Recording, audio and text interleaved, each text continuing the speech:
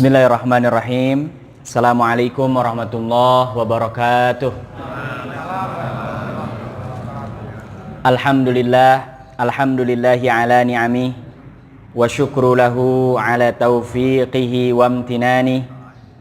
Asyhadu an la ilaha illallah ta'ziman li sya'nih wa asyhadu anna sayyidana wa imamana Muhammadin wa ala alihi wa sahbihi ad-da'i ila ridwanih. Qala Allah Ta'ala fi kitabihil karim, a'udzu billahi minasyaitonir rajim.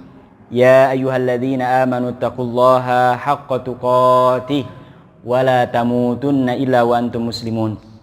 Alhamdulillah, Bapak Ibu jamaah sekalian, kaum muslimin muslimat yang dirahmati Allah Subhanahu wa taala, selalu hadirkan kita di rumah Allah, tempat yang paling mulia, bersama orang-orang yang insya Allah ini dimuliakan semua. Amin. Dan juga tidak ada di antara kita yang hadir kecuali mengharapkan kemuliaan dari Allah Subhanahu wa taala di akhirat. Mudah-mudahan Allah Subhanahu wa taala senantiasa menjadikan kita hamba-hamba yang senantiasa bersyukur.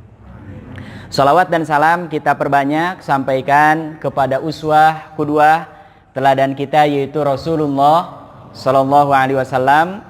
Mudah-mudahan kita selama hidup bisa paling maksimal mengikuti ajaran sunnah risalah yang dibawa oleh beliau. Nanti di padang mahsyar kita dipertemukan dan mendapatkan syafaat dari beliau, dan mudah-mudahan kita sangat berharap kepada Allah Subhanahu wa taala nanti di surga dikumpulkan dengan Rasulullah sallallahu alaihi wasallam, para sahabat, kaum muslimin muslimat, keluarga kita semua. Dan mudah-mudahan ini dikabulkan oleh Allah Subhanahu wa taala. Amin ya rabbal alamin. Bapak Ibu jamaah sekalian yang dirahmati Allah Subhanahu wa taala, pada malam hari ini kita akan membahas seorang sahabat yang memiliki keutamaan luar biasa sampai digelari dengan sahibu sirri Rasulillah sallallahu alaihi wasallam. Ya, sahabat yang menjaga rahasia-rahasia Rasulullah sallallahu alaihi wasallam. Bahkan Rasulullah Shallallahu Alaihi Wasallam saking percayanya kepada orang ini, beliau pernah mengatakan, ma haddatsakum Hudzaifah fasaddiqu. Apapun yang diucapkan oleh Hudzaifah, percaya pasti benar. Nah, ini kira-kira orang sembarangan apa bukan sembarangan? Ya, termasuk nih yang bingung nyari anak, nyari nama anak, pakai ini, ya. Boleh. Namanya siapa? Hudzaifah. Nah, orang kita karena rata-rata namanya minimal 2, cari belakangnya. Ya, ini sahabat Rasulullah Shallallahu Alaihi Wasallam. Bapak Ibu jamaah sekalian yang dirahmati Allah Subhanahu Wa Taala, Hudzaifah ini orang tuanya namanya Al-Yaman. Kalau nama negara bahasa Arabnya nggak ada panjangnya itu, Yaman. Gitu, bacanya langsung, ya, nggak ada madnya. Tapi kalau ini Yaman, ada alifnya. Makanya bacanya beda. Ini susahnya memang termasuk baca Quran yang paling susah kalau belajarnya baru tua itu panjang pendek tuh.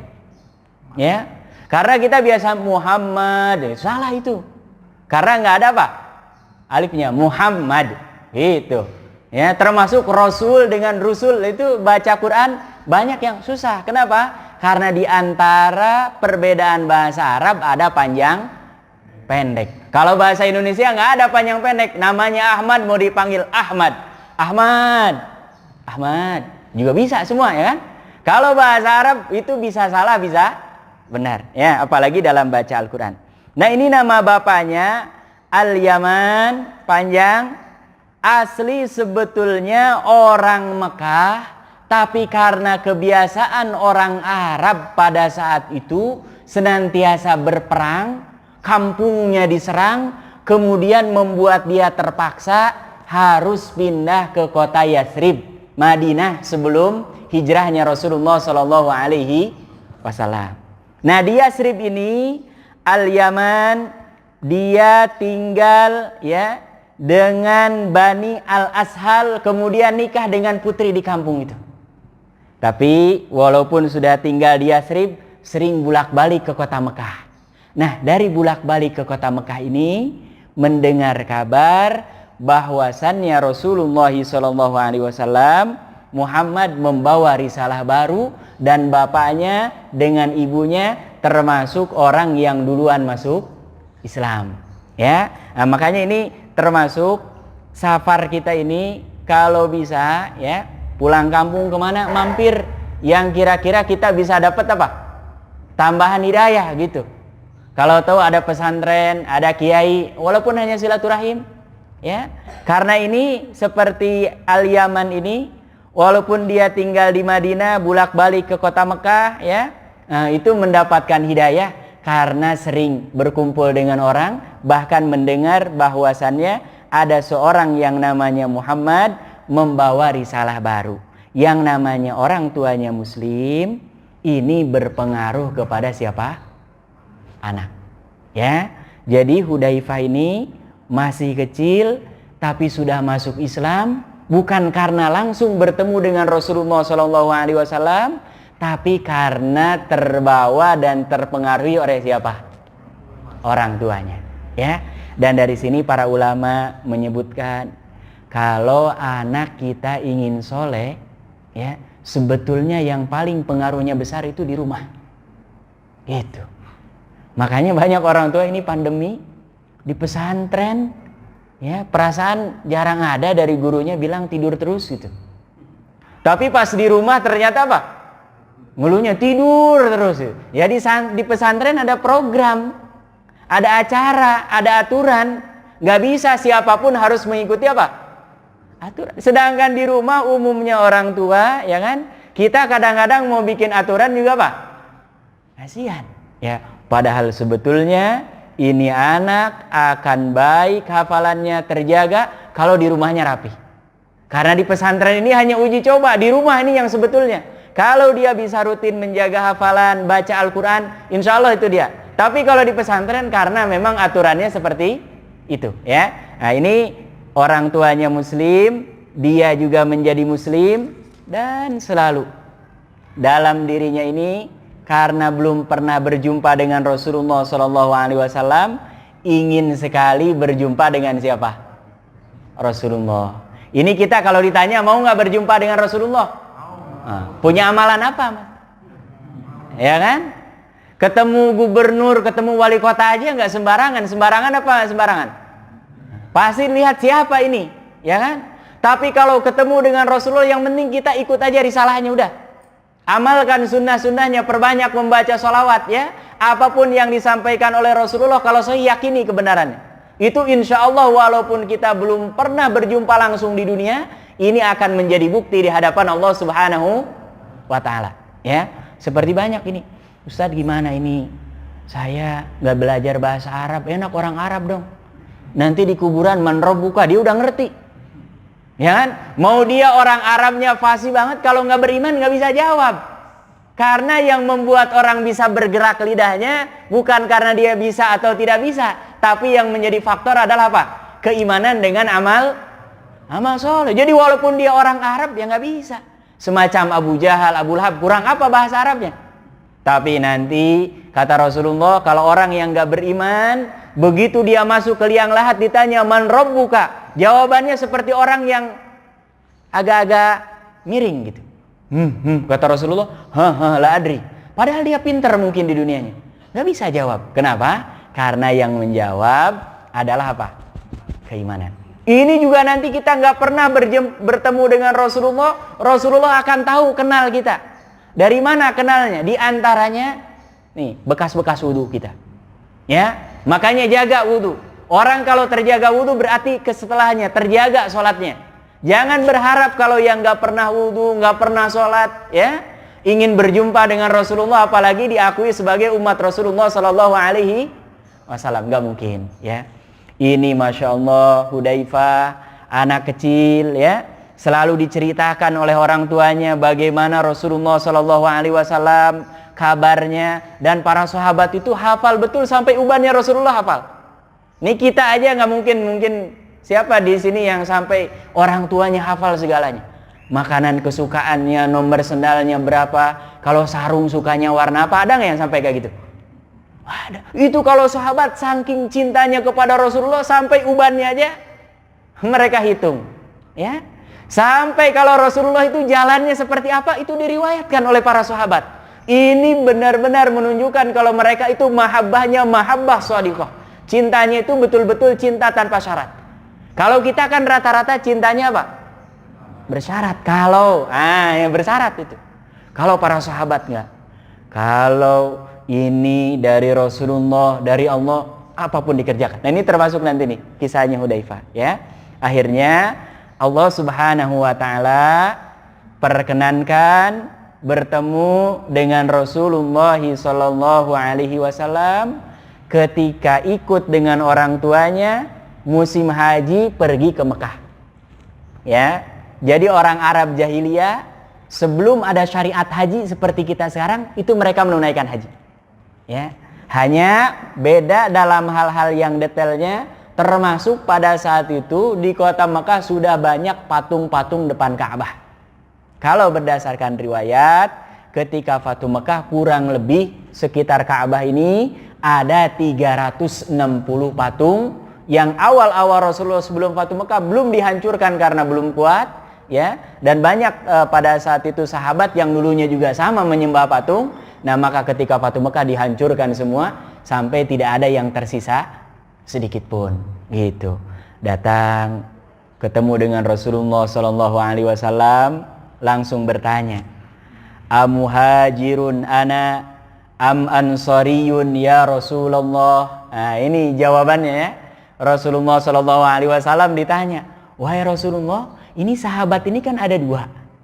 Ada muhajirin, ada ansor. Ya. Kalau bapak saya aslinya sebetulnya orang Mekah. Tapi gara-gara diserang kampungnya kemudian dia terpental ke kota Madinah. Ini status saya ini muhajirin atau ansor?" Gitu.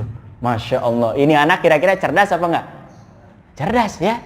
Nah, kemudian apa jawaban Rasulullah SAW? Ini juga menunjukkan kedudukan siapa Hudzaifah di sisi Rasulullah SAW, karena jawaban Rasulullah apa?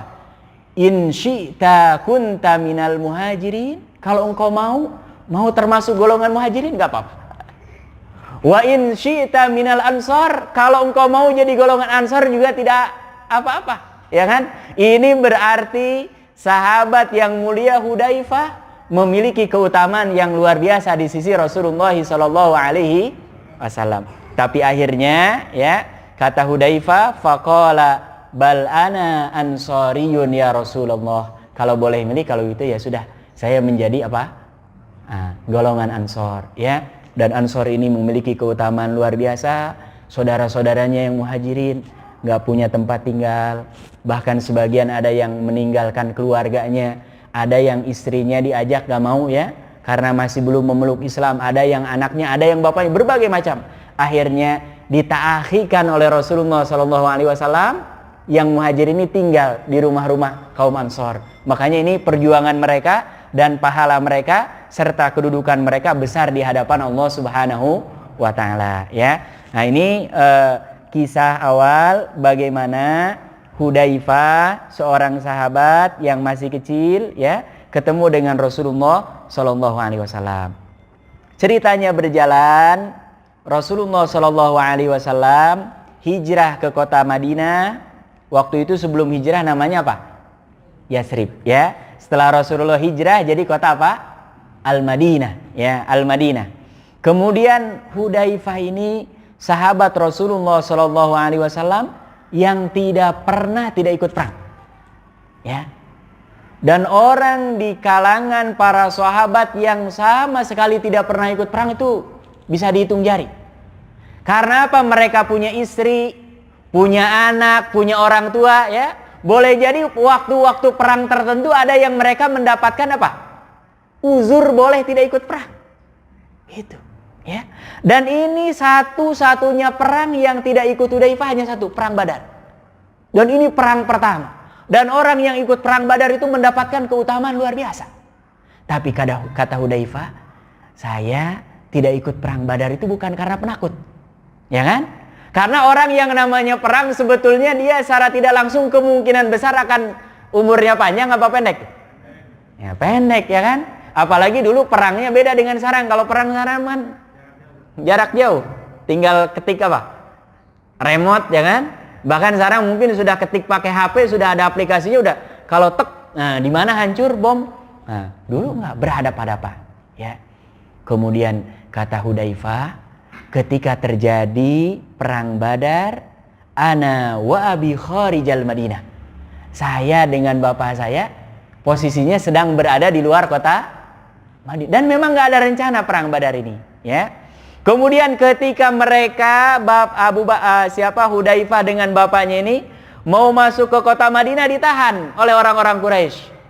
Aina taqsidun, mau kemana ini? Ya, kok tiba-tiba ada orang masuk ke kota Madinah? Gitu, dicegat, ya. Kemudian faqulna al-Madinah, kami hendak menuju kota Madinah. Kemudian apa? Innakum turiduna Muhammadan, kalian mau bantu Muhammad ya? Ini pasukan tambahan dia mau bantu siapa? Muhammad. Enggak, kata mereka, saya memang asli orang Madinah. Habis dari luar kota mau pulang ke kampung halaman. Apa kata mereka? Kalau mau masuk kota Madinah boleh, tapi dengan syarat. Tulis surat perjanjian, kalau nanti terjadi perang gak ikut serta dengan siapa? Pasukan Nabi Muhammad. Gitu. Akhirnya ditulis, ya. Begitu sampai disampaikan kepada Rasulullah SAW, Rasulullah, kami sebelum masuk kota Madinah ini dicegat oleh orang-orang Quraisy, dan kita sudah bikin perjanjian. Gimana ini Rasulullah? Kita ikut perang apa nepati janji? Lihat ini jawaban Rasulullah SAW. Ya, makanya orang kalau akhlaknya tinggi, ya, makanya jangan dipisah-pisah ini. Ada 3 hal yang tidak boleh dipisahkan dalam Islam: akidah, ibadah, akhlak. Ini nggak bisa. Ya, kadang-kadang kita suka dibenturkan, mendingan mana orang soleh tapi akhlaknya buruk dengan orang yang akhlaknya baik tapi nggak soleh. Nggak bisa.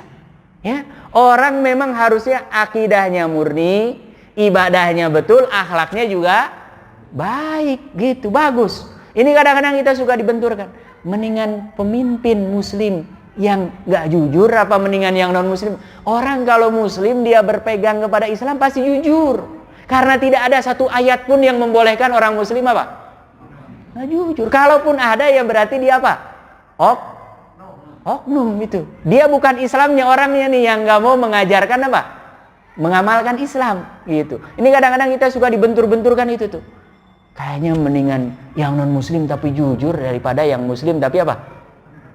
Ini ya Allah. Orang kalau dia muslim pasti harusnya jujur. Karena tidak ada satu ayat pun, satu hadis pun yang membolehkan orang, kecuali ada pengecualian, ya. Ada orang 2 berantem, kita bohong, boleh, ya. Termasuk Nabi Ibrahim, di antara kelemahannya dia pernah bohong seumur hidup 3 kali. Kalau kita pernah bohong berapa kali? Ya, Nabi Ibrahim itu sampai kehitung 3 kali. Ya, kalau kita mungkin kayak makan 3 kali sehari mungkin. Nauzubillah, ya. Nah, tapi kalaupun ada itu bukan ajaran Islam, makanya nggak boleh dibentur-benturkan. Orang muslim itu akidahnya lurus, ibadahnya baik, akhlaknya juga mulia. Makanya kata para ulama, akidah itu kayak akar.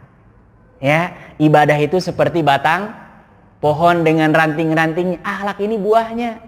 Ya, nggak mungkin orang kalaupun ada orang akhlaknya baik itu bukan akhlak gitu. Itu hanya budi pekerti. Fitrah manusia, karena kalau akhlak semuanya berangkat dari apa? Akidah, dan buah daripada apa? Ibadah. Seperti ini sahabat yang mulia ketika ditanya oleh Rasulullah SAW, wahai Rasulullah, kami sudah janji nggak mau ikut perang, bagaimana ini? Kita ikut perang dan tidak menepati janji, atau kita tepati janji tapi dengan berarti kita tidak ikut apa? Perang. Lihat ini jawaban Rasulullah SAW. Nafi bi'ahdihim. Kalau kamu sudah janji, kita tepati janji. Walaupun dengan orang-orang apa? Ini termasuk kita ini. Walaupun mencuri orang kafir itu tetap dosa. Ya, ada ini kadang-kadang nih dikacaukan. Kalau mencuri dari orang kafir nggak dosa berpahala. La haula wala quwata. Yang namanya dalam Islam barang pindah dari A ke B itu harus jelas. Jalurnya apa? Jual beli, hadiah, hibah. Ya, kalau enggak itu barangnya kembali ke hukum asalnya, berarti ke pemilik pertamanya. Ya, ini walaupun orang kafir kalau kita curi tetap dosa. Karena apa? Itu barang milik siapa? Milik dia. Kalaupun pindah ke kita, umpamanya tadinya milik dia kita beli, nah itu halal. Tapi kalau kita curi, mau orang kafir, bahkan orang paling busuk sedunia pun, tetap itu di hadapan Allah namanya apa? Dosa mencuri. Ya, makanya tidak boleh. Maka kata Rasulullah, tepati janji dengan mereka, wa nasta'inu alaihim billah, urusan perang. Kita ini nggak pernah yang namanya perang dimenangkan gara-gara jumlahnya banyak. Ya, kita minta tolong saja kepada siapa? Kepada Allah. Ya, ini hebatnya akhlak siapa? Rasulullah SAW. Perang Badar nggak ikut, perang Uhud, masya Allah. Karena perang Badar kalah, orang-orang Quraisy menyusun strategi perang paling canggih. Ya, para sahabat sampai Rasulullah itu bingung. Ini kita keluar dari Madinah, pergi ke Uhud atau tetap di Madinah? Rasulullah secara pribadi, ya, lebih cenderung memang nggak keluar. Karena apa? Orang kalau balas dendam biasanya terbunuh satu, ingin bunuh satu lagi, apa lebih banyak? Wah, kata Rasulullah, saya secara pribadi, kita bertahan aja, jangan keluar. Tapi mayoritas para sahabat, nah ini mahalnya musyawarah. Ya, walaupun Rasulullah pemimpin, ya, bahkan sebetulnya nggak perlu musyawarah juga Rasulullah kan bisa dapat apa? Wahyu. Tapi ingin mengajarkan, kalau sudah hasil musyawarah, jangan bikin aturan sendiri. Ya, semua kita yang hadir di sini ikut apa tanggung jawab karena kita sudah menyampaikan pendapat kita seperti ini. Adapun nanti sudah diputuskan, maka kita ikut hasil apa? Keputusan. Ya, akhirnya Rasulullah karena mayoritas para sahabat lebih sepakat berangkat ke Uhud. Nah, ini bapaknya Al-Yaman ketika perang Uhud ini sudah sepuh. Ya, dan yang sepuh ini nggak wajib perang. Makanya disimpan oleh Rasulullah SAW sudah. Ini Pak Yaman dengan sama namanya di sini Sabit bin Qais, ya, ikut dengan ibu-ibu nyiapkan makanan atau nyiapkan obat kalau nanti ada yang terluka obati. Gitu. Akhirnya Al-Yaman ini ikut dia. Perang berkecamuk, girohnya muncak. Kita ini walaupun sudah tua ini apalagi umurnya kan tinggal bentar ya. Masa mau diem-diem aja? Padahal mati yang paling baik di hadapan Allah Subhanahu wa taala adalah mati apa? Mati syahid. Masa kita akhirnya dia dengan Al-Qais ini ikut perang, ya. Dan masya Allah, inilah takdir yang digariskan oleh Allah Subhanahu wa taala. Kalau Sabit bin Qais terbunuh oleh kaum musyrikin, kalau ini Al-Yaman bapaknya terbunuh oleh pedang kaum muslimin. Jadi dia masuk perang, orang sedang perang itu kan gak ketahuan dan gak dikenal mukanya. Ya. Tiba-tiba terhunus oleh pedang, kemudian Hudzaifah pas lihat, Abi, orang namanya lagi perang mau teriak-teriak gimana? Ya kan? Masya Allah, terbunuh. Akhirnya sampai meninggal, kemudian selesai perang dikumpulkan oleh Rasulullah SAW. Ya. Tapi ini kemuliaan yang sangat luar biasa. Ya. Makanya orang-orang yang meninggal di perang Uhud ini sampai sekarang, kalau Bapak Ibu pergi umroh ya, ada ziarah ke makam apa? Nah, Uhud. Ya, itu jumlahnya. Mereka memang diberikan kuburan khusus itu, instruksi khusus oleh Rasulullah SAW. Termasuk di situ ada paman yang paling dicintai oleh Rasulullah SAW, yaitu siapa? Hamzah. Ya, ada di situ. Sekarang kalau terakhir waktu itu dulu nggak ada masjid, sekarang ada masjidnya besar di situ. Jadi orang kalau ziarah situ kan apalagi musim panas itu terik sekali karena nggak ada pohon. Persis di bawah bukit itu sekarang ada masjid. Jadi orang bisa kalau ziarah ke situ waktu sholat, nah dia bisa ke situ. Atau mau berteduh dulu, situ. Hanya memang untuk melihat nama-namanya nggak kelihatan gitu. Karena di Arab Saudi nggak ada orang namanya kuburan kasih nama kayak di kita ya. Kalau di kita kan ketahuan Fulan bin Fulan. Kalau Arab Saudi nggak ada, batu aja. Jadi kalau kita nggak ngapalin tempatnya di situ, orang tua kita nggak tahu. Ya, makanya banyak ini. Orang kita ke kuburan baki yang meninggal pas musiman haji misalkan. Nah, karena sudah menjadi aturan Arab Saudi, kalau ada yang meninggal dari jamaah haji, kalau meninggalnya di Madinah, di baki.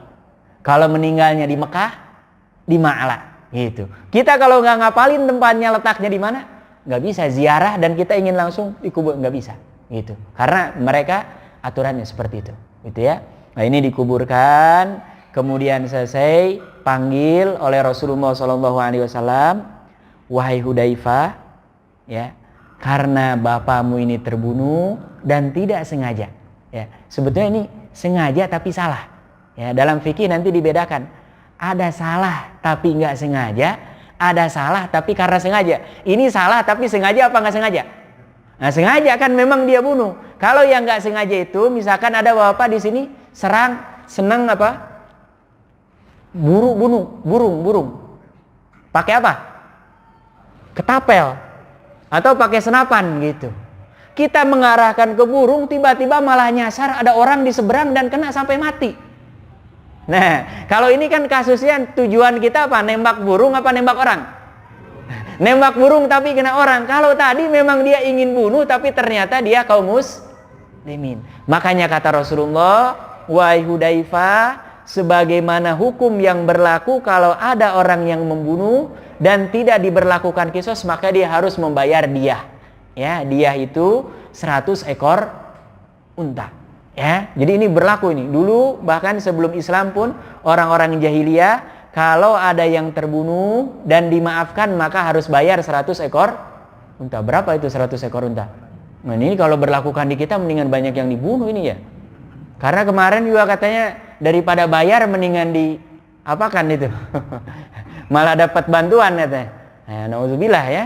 Nah, itu nggak jujur itu ya. Nah, ini seperti itu. Akhirnya kata Hudzaifah, wahai Rasulullah, innama huwa talibu syahadatin wa qad nalaha. Ya. Beliau ini bapak saya terbunuh karena dia memang nyari. Dan dia sudah mendapatkan. Kalaupun ini dapat dia, saya terima, tapi saya balikan dan mohon disaksikan. Saya sedekahkan ini di jalan Allah Subhanahu wa taala, masukkan ke Baitul Malil Muslimin. Masya Allah. Ini kira-kira kalau kita diambil apa dibalikin ini? Haji mumpung ini jarang-jarang ini. 100 ekor unta ya kalau di kita ya 100 mobil lah. Mobil paling murah berapa? Kolbak aja 30 juta, 40 juta. Berarti berapa itu? 4M.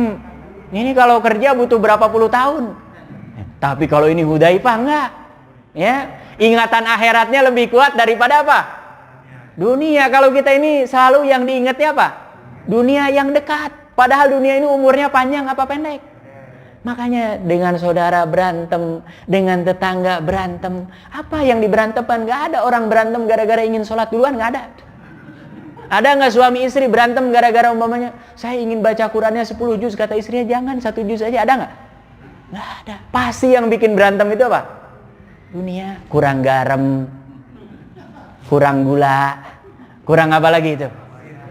Yang satu mau ikan, yang satu mau daging, kan biasanya gitu. Ya, tapi ini Masya Allah, Hudzaifah ya, sahabat Rasulullah SAW, ketika mendapatkan ini, Rasulullah saya terima, tapi saya sedekahkan. Masya Allah ya. Dan ini menunjukkan, kata para ulama, kalau kita ingin mendapatkan ampunan Allah, ketika ada orang lain berbuat salah kepada kita, sering-sering dan mudah-mudah memaafkan. Dan memaafkan tidak mudah. Apalagi ini sampai kehilangan apa? Nyawa. Kalau umpamanya kita hilang harta bisa dicari lagi, tapi kalau yang nama nyawa nggak mungkin kan balik lagi, nggak bisa. Ya, makanya nggak ada nyawa itu cadangan, nggak ada. Serep nggak ada.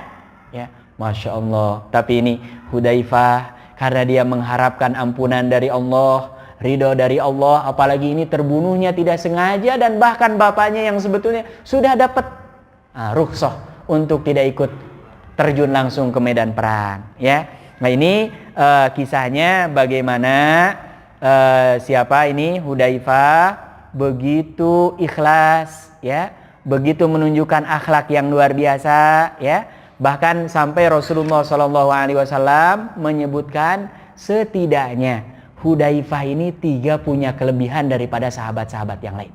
Yang pertama, az-zaka, cerdas ya.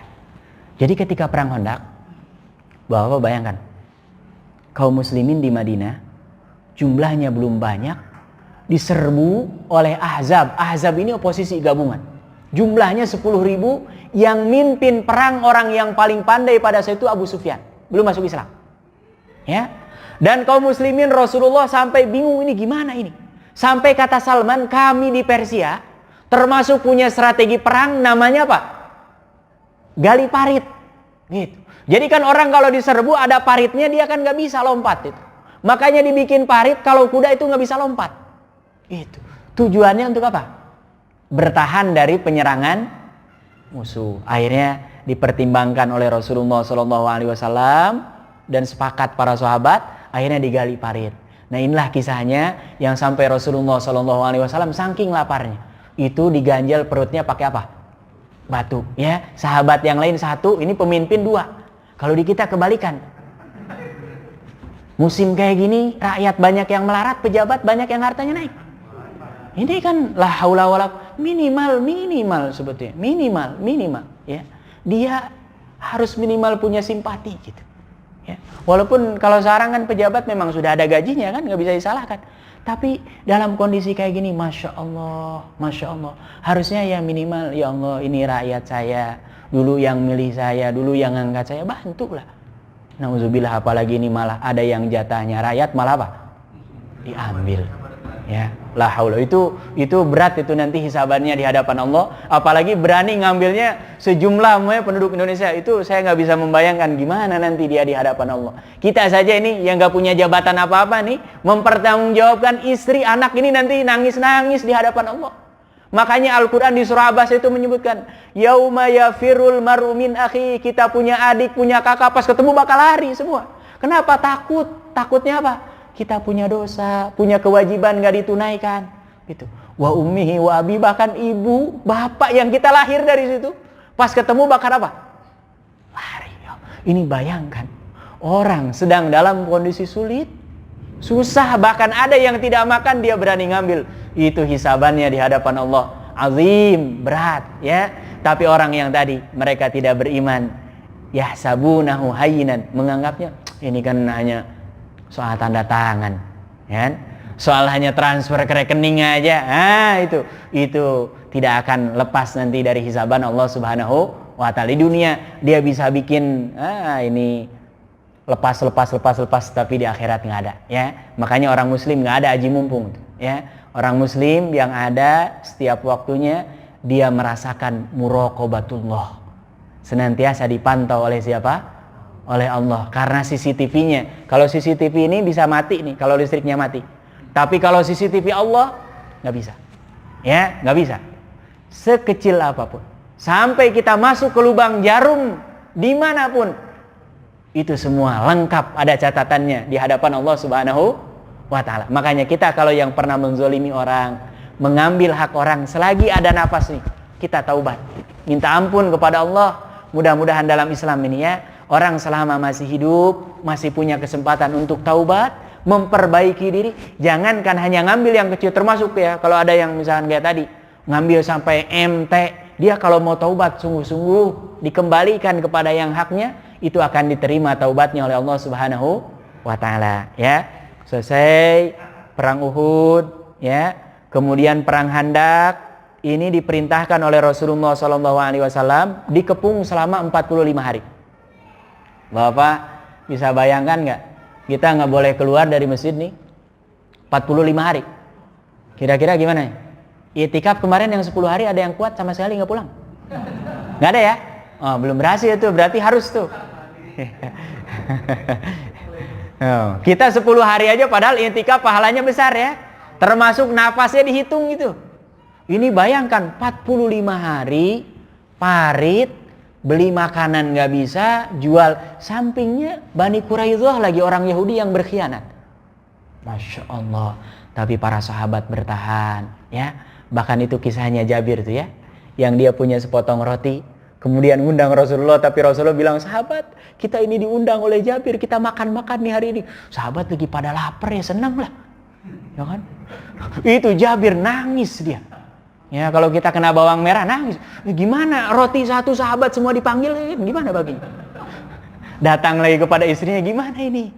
Katanya, Rasulullah itu tidak pernah menyia-nyiakan. Sudah bilang aja jujur.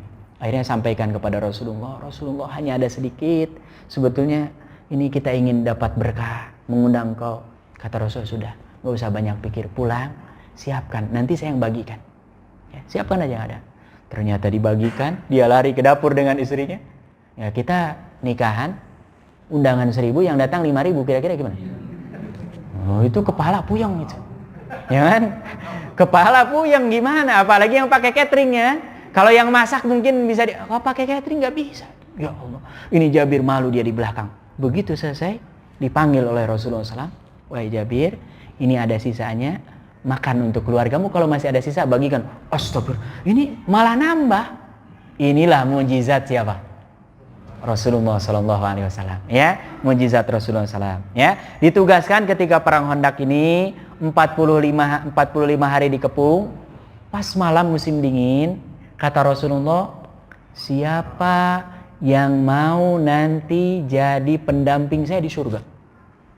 Itu Bapak kalau di Madinah musim dingin. Siapa di sini yang pernah umroh pas musim dingin? Menggigilnya minta ampun itu, ya.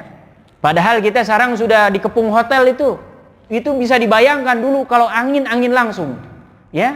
Dan yang namanya gurun kalau sudah musim angin itu pasirnya. Makanya ada beberapa saudara kita yang sering saya ceritakan, itu banyak yang nggak tahu, ya. Awal-awal ke sana itu mimisan, keluar darah. Karena kalau musim panas-panasnya terik, kalau musim dingin juga dinginnya nggak karuan. Ini sedang dikepung 45 hari musim dingin, Hudzaifah punya selimut hanya kain sisa istrinya, dan itu kalau dipakaikan ke atas itu bawahnya sampai lutut ke bawah itu gak ketutup. Dia sedang tidur-tidur, Rasulullah mengatakan, siapa yang mau menjadi pendampingku di surga? Orang semua menggigil gini, gimana mau balas? Ini Hudzaifah disamperin oleh Rasulullah SAW, gak sengaja kakinya ketendang. Kemudian kata Rasulullah, man anta, siapa engkau? Nah, karena ini sedang malam gelap ini, ya. Kalau kita sekarang malam kelihatan. Kalau dulu para sahabat sholat subuh itu nggak tahu kiri kanan, kecuali kalau sudah salam, assalamualaikum. Karena sholat subuhnya Rasulullah memang bacaannya apa? Panjang. Jadi agak gelap itu sampai agak terang. Itu mereka kalau salam baru tahu. Kalau sebelum salam nggak ada yang tahu. Ya, kiri kanan itu siapa? Karena nggak bisa dibayangkan kayak sekarang kan lampu sudah di mana-mana. Kalau dulu ya paling dengan apa? Cahaya bulan. Ya, cahaya bulan, masya Allah, ketendang oleh Rasulullah.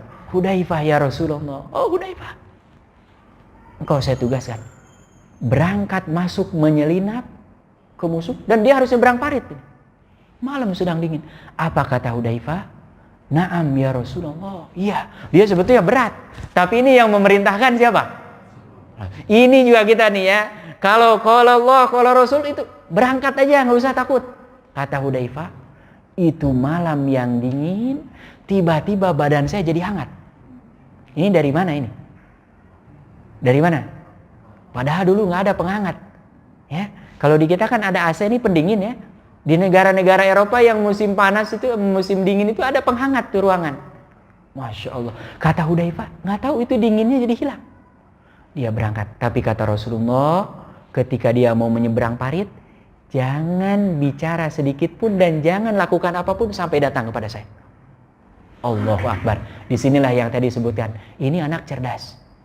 Masuk. Ternyata pas begitu sampai di pasukan musuh, Abu Sufyan lagi ceramah. Dia berdiri. Tolong lihat samping kiri kanan. Pastikan ini adalah teman kalian. Hudzaifah pas diumumkan ini, wah ini selesai, ini urusan saya. Ya kan? Tapi karena ini perintah Rasul, dia yakin aja. Ini cerdasnya, ya. Begitu yang lain nanya samping kiri kanan pegangan satu, dia megang dua. Tep pegang dua. Ke sini, man anta, siapa kamu fulan? Oh. Jadi dia nggak sempat ditanya. Kemudian kata Abu Sufyan, hari ini kita sudah mengepung mereka 45 hari. Banyak binatang-binatang kita tunggangan ini yang bahkan sudah mati karena kedinginan. Dan pada saat itu malam itu angin bertiup kencang.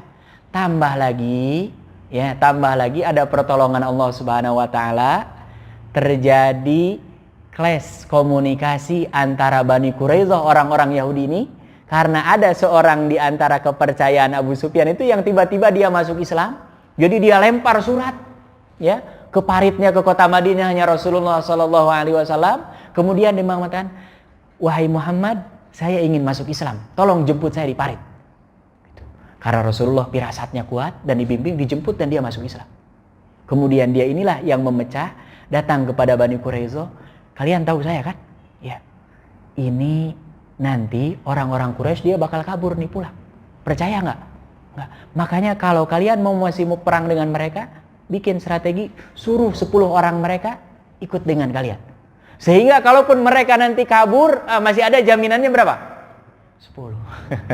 Ini ke Bani Quraisy. Datang lagi ke pasukannya Abu Sufyan, dia bilang gitu. Kalian tahu, ini orang-orang Quraisy ini kalau nanti berperang gak mungkin nolong kalian. Mereka pasti akan pulang. Gitu. Jadi ini dihasut, dan ini dalam strategi perang boleh, termasuk dalam Islam boleh, ya, boleh. Akhirnya Abu Sufyan memastikan dan ceramah, ini kita akan ditinggalkan oleh Bani Quraisy karena tadi mereka meminta syarat harus nyimpan orang Quraisy sebanyak berapa? 10 orang. Akhirnya diputuskan bahwa mereka akan pulang, dan ini yang ingin dicari oleh Rasulullah, berita kondisi orang-orang Quraisy ini seperti apa. Gitu. Kemudian kata Hudzaifah, saya duduk dan melihat Abu Sufyan ketika sedang ceramah. Demi Allah, kata Hudzaifah, kalau Rasulullah tidak melarang saya melakukan sesuatu, saya akan lemparkan panah saya dan pasti terbunuh. Gitu. Tapi karena dia taatnya kepada Rasulullah SAW, jangan bicara apa-apa dan jangan lakukan apa-apa. Masya Allah. Akhirnya dia selesai, ya. Dan orang-orang Quraisy pada malam itu juga langsung pulang. Kemudian Hudzaifah ini pulang lagi kepada Rasulullah SAW. Ternyata Rasulullah dari mulai berangkat Hudzaifah sampai balik lagi sedang dalam keadaan sholat. Insya Allah. Ini makanya kita nih ya, ibu-ibu ya, kalau suaminya sedang nyari nafkah, doakan. Ya, termasuk bapak-bapak anaknya di pesantren di mana, doakan itu. Ya, karena kalau kita mantau mereka kan nggak bisa. Bisa nggak mantau 24 jam? Nggak bisa. Tapi kita doa, minta kepada Allah Subhanahu wa taala, dan ketika selesai Rasulullah berdoa, kemudian bahkan ya, ini hebatnya ini ya. Hudzaifah ini begitu selesai, dingin lagi dia badannya. Rasulullah lagi sholat langsung ditutupi oleh kainnya, dan dia masuk. Setelah selesai sambil menggigil baru dia ceritakan kepada Rasulullah, wahai Rasulullah, ada kabar gembira, mereka karena tidak kuat mengepung, mereka hari ini akan pulang. Oh, kata Rasulullah, alhamdulillah. Makanya perang Khandaq kaum muslimin dimenangkan oleh Allah Subhanahu wa taala, ya. Dan ada hal yang penting, kenapa sampai digelari sahibi sirri Rasulullah sallallahu alaihi wasallam. Di kota Madinah ini banyak orang-orang munafik, ya. Di antaranya ketika perang Uhud 300 orang balik lagi. Dalam beberapa perangan termasuk ini ya, Bani Quraisy mereka khianat. Rasulullah sallallahu alaihi wasallam menyebutkan nama-nama orang yang ada di kota Madinah itu yang munafik, dan semua namanya dicatat lengkap oleh Hudzaifah, dan kata Rasulullah jangan sampaikan kepada siapapun. Rasulullah meninggal, Abu Bakar meninggal, di masa pemerintahan Umar bin Khattab dipanggil oleh Umar, wahai Hudzaifah, ada nggak di kabinet saya ini menteri yang saya angkat yang munafik? Ada, kata Hudzaifah, 1. Siapa namanya? Nah ini yang nggak boleh. Kalau kita kan siapa? Wani Piro, ya. Kalau umpamanya uangnya lumayan ya, nggak, kenapa kita ambil? Kalau ini enggak, makanya dia disebutnya apa? Sahibu sirri Rasulillah sallallahu alaihi wasallam. Enggak disebutkan. Tapi patokannya Umar. Kalau Hudzaifah hadir sholat jenazah, Umar sholat. Tapi kalau di situ nggak ada Hudzaifah, walaupun Umar nggak bisa meyakinkan ragu, dia nggak pernah ikut sholat jenazah. Karena apa? Nama-namanya dipegang oleh siapa? Hudzaifah. Ini betul-betul dijaga sampai akhirnya nanti wafat, dan selalu ikut perang ya, yang dipimpin oleh Umar. Kemudian setelahnya sampai nanti ketika wafat, ya Allah, ini dulu para sahabat nggak ada yang takabur, nggak ada yang merasa paling baik.